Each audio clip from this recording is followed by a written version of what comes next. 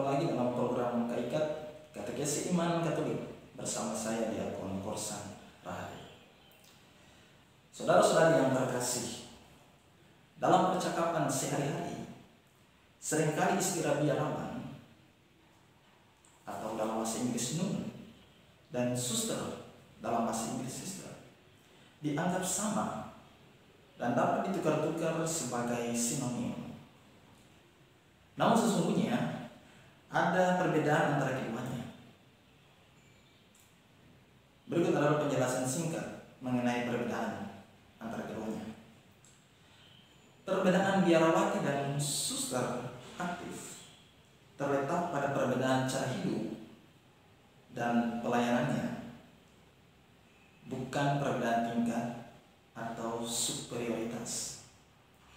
Dari segi nama, baik biarawati maupun suster aktif, keduanya dipanggil sebagai suster dengan singkatan SR di depan namanya masing-masing. Jadi dapat dikatakan bahwa semua biarawati adalah suster, namun tidak semua suster adalah biarawati. Istilah women religious merupakan istilah umum yang paling tepat untuk mencakup baik biarawati maupun suster. Lantas, siapakah biarawati atau nun atau kontemplatif sister? Biarawati atau juga disebut suster kontemplatif adalah wanita yang menjalani hidup kontemplatif di dalam biara tertutup atau setengah tertutup. Biarawati hanya boleh meninggalkan biaranya dalam kondisi-kondisi khusus dan dengan atas izin khusus pula. Di biara-biara tertentu yang ketat, pengunjung hanya boleh berbicara kepada sang biarawati melalui semacam jendela berterawi.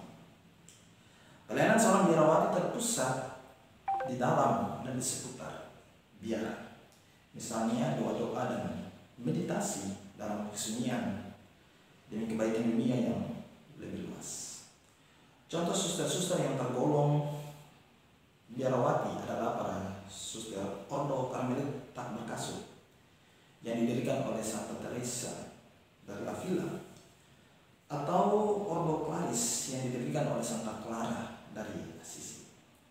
Sedangkan siapakah itu suster atau sister atau aktif sister?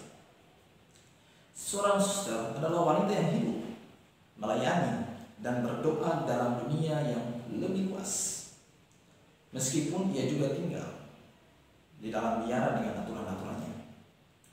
Kehidupan seorang suster disebut aktif atau apostolik karena ia terlibat dalam karya-karya amal kasih dan pelayanan Injil lainnya di lingkungan masing-masing.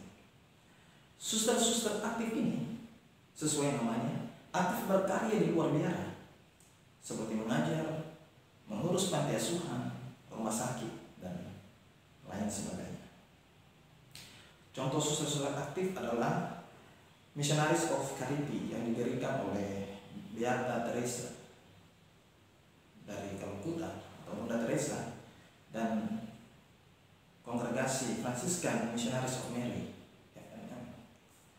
Sementara itu ada perbedaan kaum kekal antara biarawati dan suster, meskipun sama-sama mengandung kaum kemiskinan, kemurnian, selibat, dan kenata. Kaum yang dibuat oleh seorang biarawati disebut solemn vow yang bersifat kekal, sering disebut juga sebagai kaum kekal. Solemn vow dibuat secara publik, yang berarti diterima oleh seorang superior yang sah atas nama gereja. Kaum yang dibuat oleh seorang suster disebut simple vow, yang mungkin kekal atau temporer, harus diperbarui secara periodik, tergantung dari keputusan gereja saat kongregasi itu didirikan. Secara prakteknya, hampir tidak ada perbedaan antara solemn vow dan simple vow. Perbedaan dari keduanya lebih jelas misalnya dalam masalah warisan. Solemfo mencabut seluruh hak kepemilikan benda seorang biarawati. Jadi jika ia mendapatkan warisan dari orang tuanya, secara hukum warisan itu tetap bukan miliknya. Sementara itu Simple Vow tidak mencabut hak kepemilikan ini.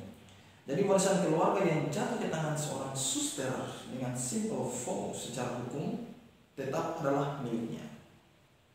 Namun Simple Vow tidak membolehkan penggunaan secara pribadi, melainkan harus diberikan seluruhnya kepada biara atau kongregasi demi kebaikan bersama. Lantas ada pertanyaan menarik.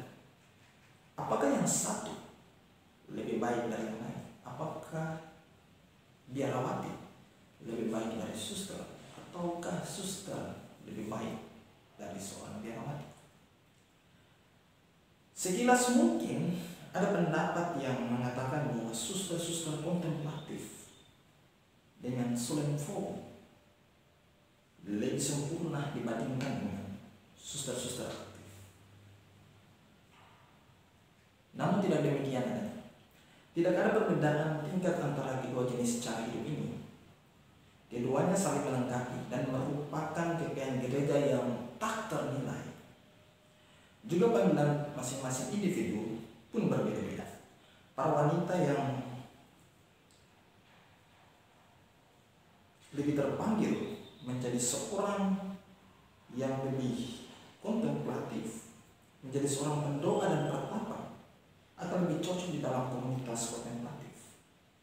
Sedangkan mereka yang terpanggil menjadi abdi-abdi kaum papa akan lebih cocok di dalam komunitas aktif. Jika dijalankan dengan baik dan taat, kedua panggilan hidup ini pun dapat mengantar seseorang menuju kekudusan. Sekian.